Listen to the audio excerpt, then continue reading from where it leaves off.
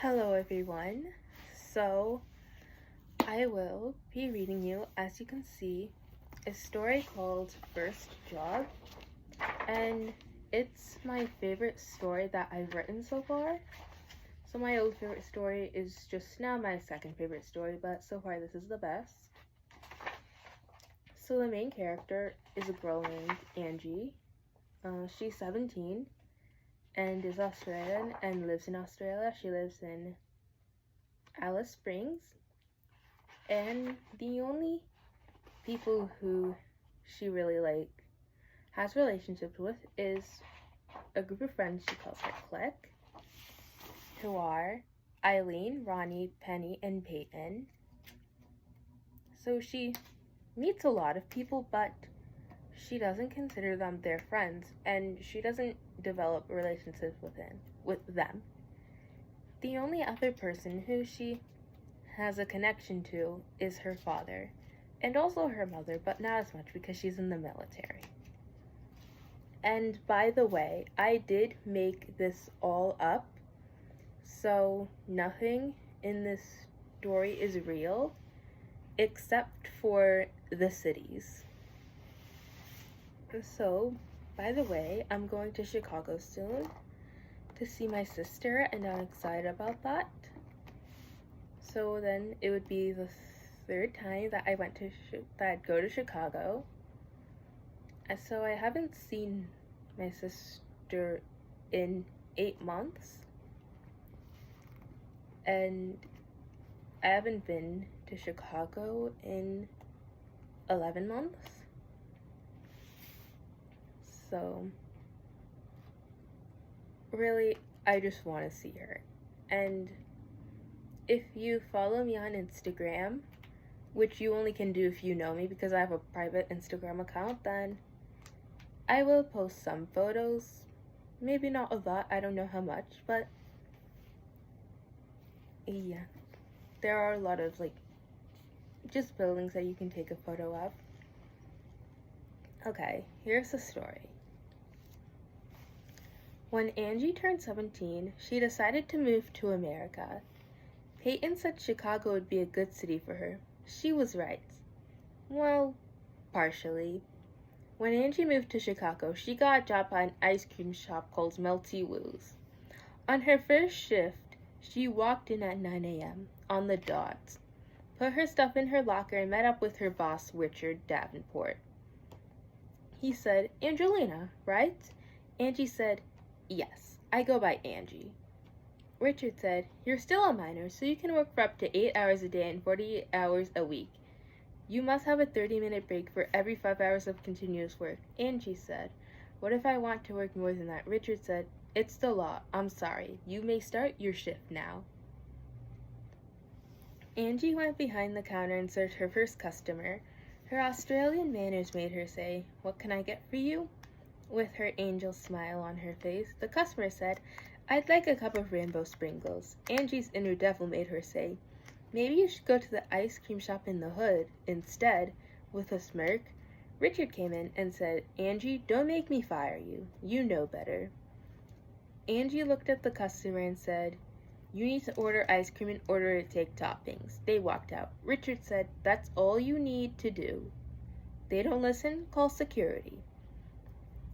Angie finally got to serve some normal customers.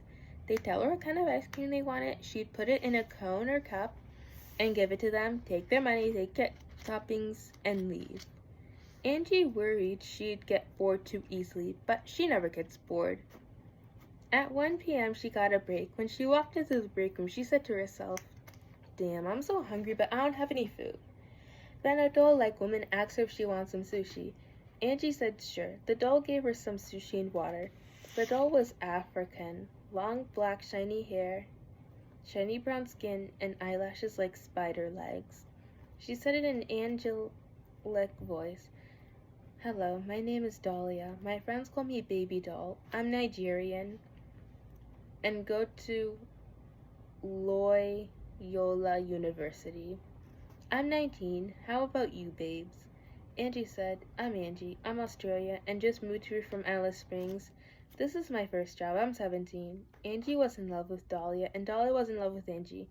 They got each other's digits and became best friends. At 5 p.m., Angie had to leave work. Dahlia left too and went back to her dorm.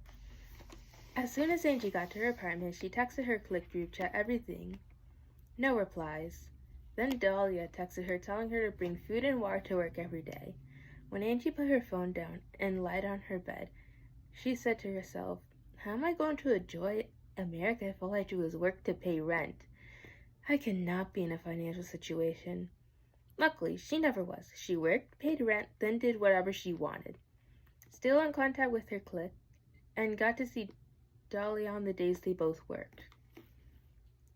One night at 10 p.m., the shop had just closed. Angie had closing duty. When it was done and Angie was about to go home, Richard invited her to his house. Curious, she said, "Yes," and followed him home. When they walked inside, Angie sees another man.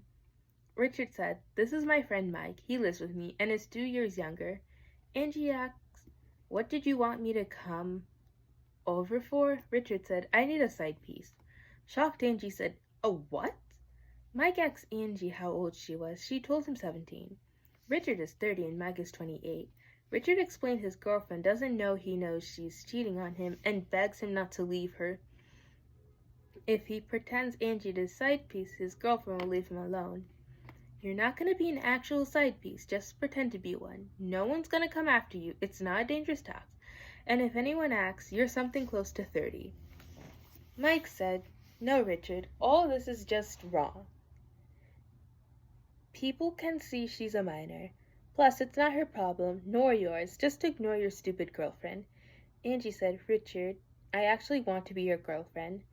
Mike cut his throat with his finger. Richard said, "I've been wanting to be your boyfriend ever since I saw how good you are at working." Angie went home. They decided to tell people they were uncle and niece, so they never did anything intimate in public. Everyone believed them. Only Mike knew the truth. But he didn't tell anyone because it was no one else's business.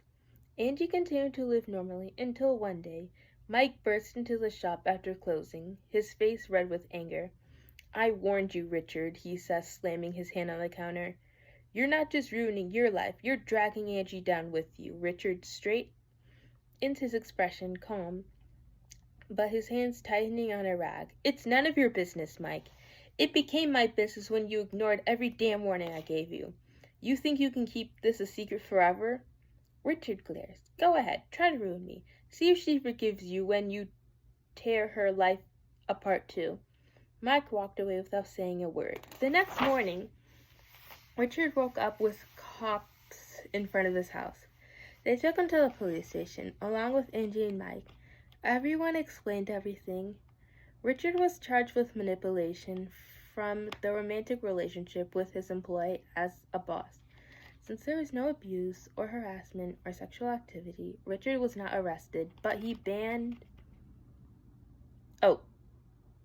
was banned from being a business owner. Mike said to Angie, "I am renting an apartment in the same building you live in." Angie said, "What's your job?" Mike said, "I used to be unemployed, but now I'm going to own Melty Woos. I'll be your new boss." Angie said, "I meet people all the time, but my only friends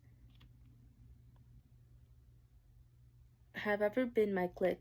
Peyton, who suggested Chicago, Penny, Ronnie, and Eileen. We've known each other since we were 3.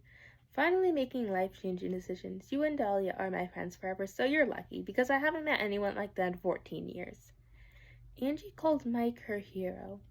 If it weren't for him, everyone wouldn't be in the right spot. Richard is unemployed, Dahlia is in college working, Angie is working with a better boss, and he's Dahlia and Angie's boss, and a lot of other people's boss, because he's a business owner.